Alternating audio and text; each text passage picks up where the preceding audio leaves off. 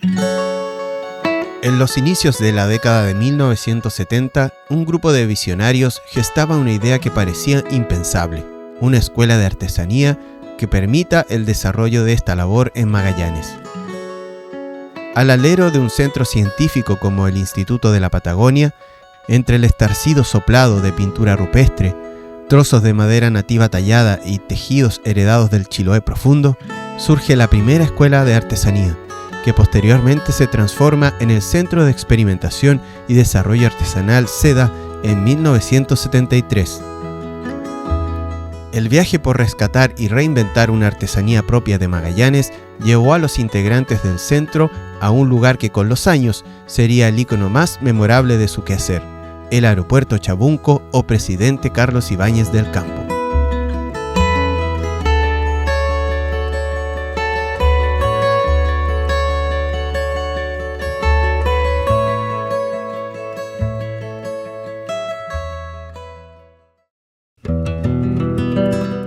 El recinto aeroportuario fue inaugurado en 1961 en el contexto del Plan Nacional de Aeródromos. Rápidamente se fue quedando pequeño por la creciente demanda de vuelos. Los aeropuertos en general se habían planteado como edificios más o menos anónimos, ¿ya? Asociados a la arquitectura moderna, pero una arquitectura moderna muy racionalista, muy genérica, podríamos decir, que se repetía más o menos de manera más o menos homogénea en todas partes. De hecho, el proyecto del aeropuerto de Punta Arenas, el primero, el del 56, es muy similar a un proyecto para el aeropuerto que no se ejecutó para el aeropuerto de Arica, en el norte de Chile, porque fueron desarrollados en Santiago desde el Ministerio de Obras Públicas. Con la condición climática del viento, como no tenemos montañas, el viento nos pega a todos lados. Entonces, las aeronaves tienen que tener esta... En una ocasión, en el tiempo del presidente Frey, vino don Edmundo Pérez Ujovich, que era ministro del Interior. A la llegada había mucha gente y a él lo tiraron para un lado, para allá, qué sé yo, y se vio afligido por el movimiento que había y de repente como que le vimos cara asustada. En base a eso surgió la idea de que había que hacer una ampliación.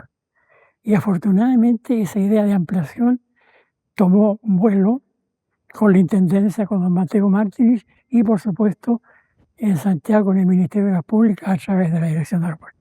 Ese fue un hito muy importante que pareció al principio como simpático ver al ministro así, pero a la larga fue fabulosamente positivo.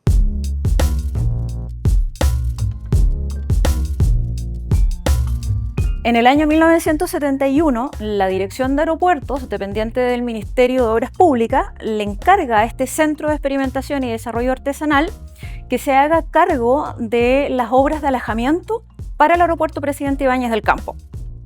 En ese contexto, esta obra de decoración se centra principalmente en el edificio terminal de pasajeros de ese entonces del aeropuerto, mediante el diseño y la fabricación artesanal de varias piezas y objetos ornamentales. Por parte del Instituto de la Patagonia, uno podría relevar, por ejemplo, la labor que hizo su rector, en ese entonces el señor Mateo Martínez, la directora de la escuela o de este Centro de Experimentación y Desarrollo Artesanal, la señora María Angélica Miquel, también el trabajo de los profesores que lideraron este trabajo artístico, como por ejemplo José Martínez y Antonio Sánchez. También trabajaron en conjunto con estudiantes de la época y por parte de la Dirección de Aeropuertos también sería importante relevar el rol que le correspondió cumplir al director provincial en ese entonces, el señor Patricio Riquelme, y seguramente a muchos funcionarios y funcionarias de la Dirección de Aeropuertos de ese momento.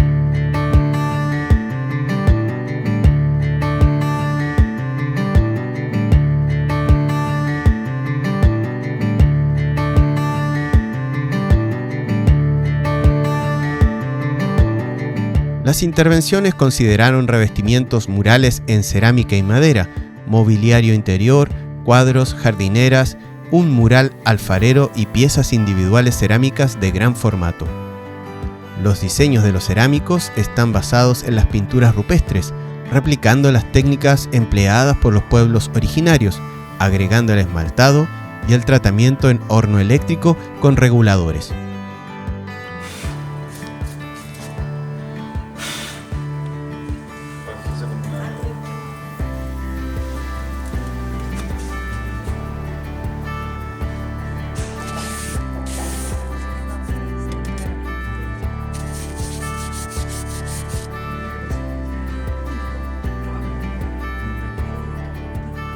En este trabajo uno puede ver que no solamente se desarrolló una obra artística vinculada a un plano o a una dimensión más doméstica, vinculada a objetos utilitarios, sino que esto se llevó a un plano diferente, a una mayor escala, y eso es en definitiva el espacio arquitectónico.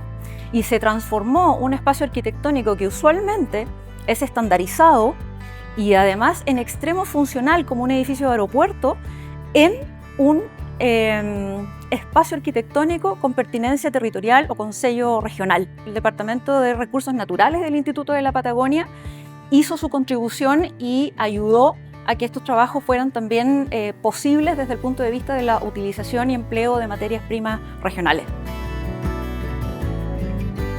El espíritu, o digamos la idea, fue vincularlo precisamente con los estudios regionales, los estudios de historia y los estudios arqueológicos que se estaban desarrollando en ese momento. Recuperaron, por ejemplo, los motivos rupestres de manos, de escenas de caza, o elementos de la naturaleza, como ciertos hongos, flores, etcétera, etcétera. Entonces, a partir de eso se trataron de enlazar las dos, tanto el diseño artesanal como los motivos y la historia regional.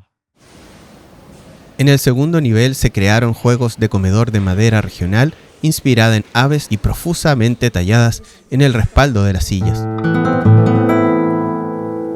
Además de sofás, jardineras para las plantas interiores y lámparas.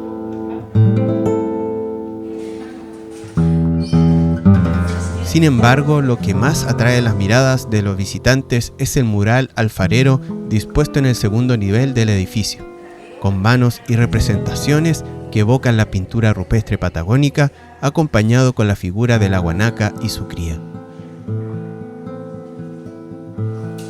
El mural cuenta con la incrustación de figuras coloridas de inspiración rupestre a lo largo de toda su extensión, algunas de ellas configuradas a partir de la unión de dos módulos. Esa organización no solo contribuye a generar una imagen unitaria, también le confiere un gran impacto visual. El conjunto se acompaña de esculturas de gran formato como un sol rupestre y la reproducción humana de Chum Halugum, o cacique mulato, último líder conocido del pueblo Aonikenk. Ejecutada en vivos colores, esta figura no solo demostró la calidad artística y técnica de sus autores, sino también constituyó un acto de reconocimiento de la cultura tehuelche.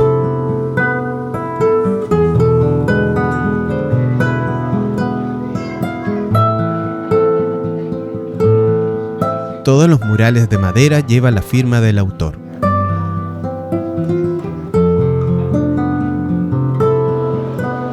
Mientras que el mobiliario del antiguo casino y los revestimientos fueron realizados por los alumnos del SEDA, con técnicas como el tallado con gubias.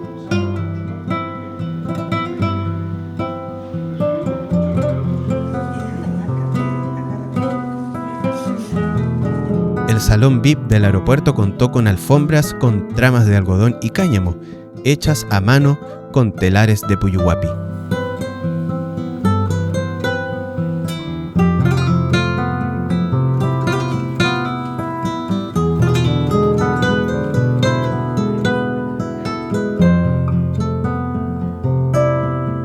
Así, lentamente, el proyecto se fue desarrollando.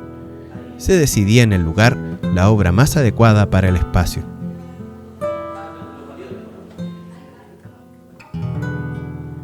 Esa experiencia de arquitectura y artesanía fue pionera a nivel regional y emuló obras como la de Siqueiros en Chillán de 1940 o el de González Camarena de la Universidad de Concepción en 1965.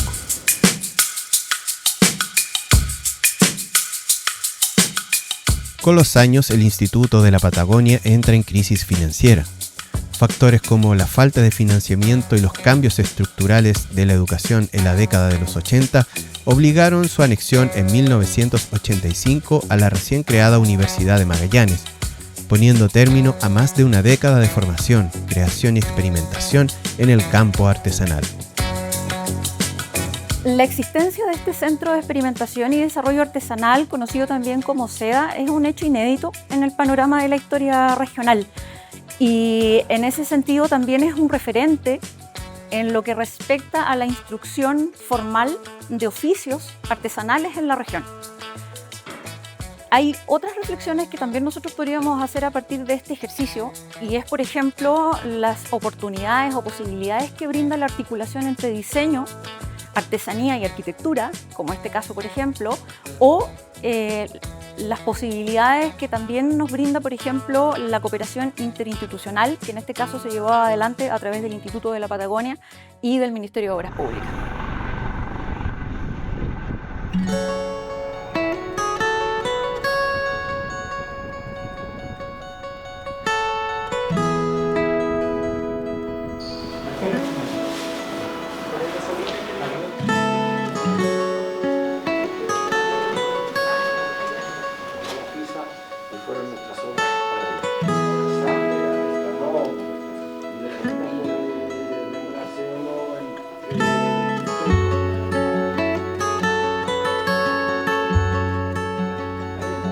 Una experiencia radical para su tiempo llegaba a su fin, marcada por el inédito encuentro entre la ciencia y la artesanía en Magallanes. El fruto de ese cruce conserva aún el espíritu de resistencia frente al paso del tiempo y al olvido de sus primeros creadores. Hoy, el legado del SEDA permanece vivo en la materialidad de sus obras y seguirá proyectándose mientras sigamos valorando lo que fuimos y lo que somos.